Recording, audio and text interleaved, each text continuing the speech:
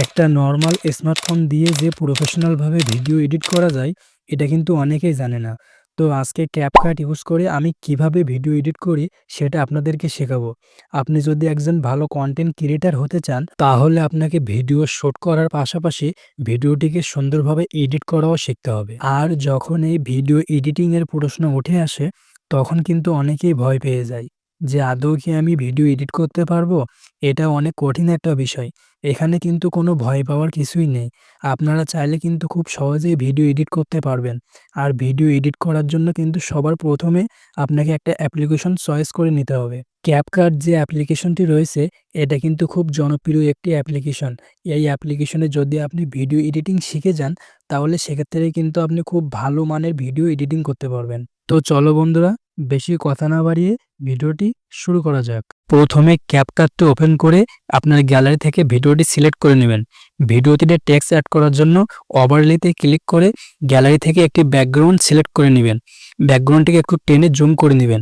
ভিডিওটিতে text add করার জন্য টেক্সটে ক্লিক করে এরপর একটা এই লেখাটি টাইপ করে নেব।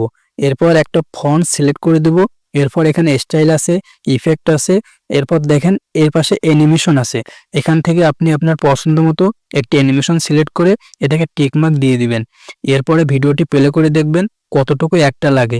যতটুকু লাগে রেখে দিয়ে পেছনের বাকিটুকু স্প্লিট করে ডিলিট করে দিবেন। এরপর আবার সেমভাবে টেক্সটে ক্লিক করে এখান থেকে নরমালটি টাইপ করে নেবেন। এরপর আবার ফন্টস, স্টাইল, ইফেক্ট, অ্যানিমেশনে গিয়ে আপনার পছন্দ মতো একটা অ্যানিমেশন সিলেক্ট করে দিবেন। এরপরে ভিডিওটি প্লে করে দেখবেন যে এখানে লেয়ারটি আপনার কথার সাথে মিল আছে কিনা। লেয়ারটি অ্যাডজাস্ট করে পেছনেরটুকু স্প্লিট করে ডিলিট করে দিবেন। এরপর স্মার্টফোন এটা লিখে আগের সেম নিয়মে আপনারা এখানে সেট করে নেবেন। এরপর যতটুকু লাগে লেয়ারটি রেখে স্প্লিট করে দিবেন। এরপর ওভারলেতে ক্লিক করে অ্যাড ওভারলেতে ক্লিক করে গ্যালারি থেকে একটা কপিরাইট ভিডিও সিলেক্ট করে নেবেন।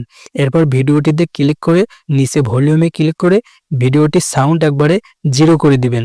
এরপর ভিডিওটি আপনার ভিডিওর সাথে রেখে সুন্দর করে অ্যাডজাস্ট করে নেবেন এবং বাকিটুকু স্প্লিট করে ডিলিট করে দিবেন। প্রয়োজন হলে ভিডিওটি প্লে করে দেখে নেবেন যে ভিডিও সবকিছু ঠিক আছে কিনা। এরপর আবার ওভারলেতে ক্লিক করে অ্যাড ওভারলেতে ক্লিক করে গ্যালারি থেকে আরেকটি কপিরাইট ভিডিও এখানে সিলেক্ট করবেন। সেমভাবে ভিডিওটি ভলিউমে ক্লিক করে ভলিউমটি মাইনাস করে দিবেন। আপনি চাইলে এখানে পিএনজি ভিডিও, ছোট ছোট ক্লিপ, ফটো, ইমেজ এগুলো অ্যাড করতে পারেন যাতে ভিডিওটি খুব সুন্দর দেখা যায়।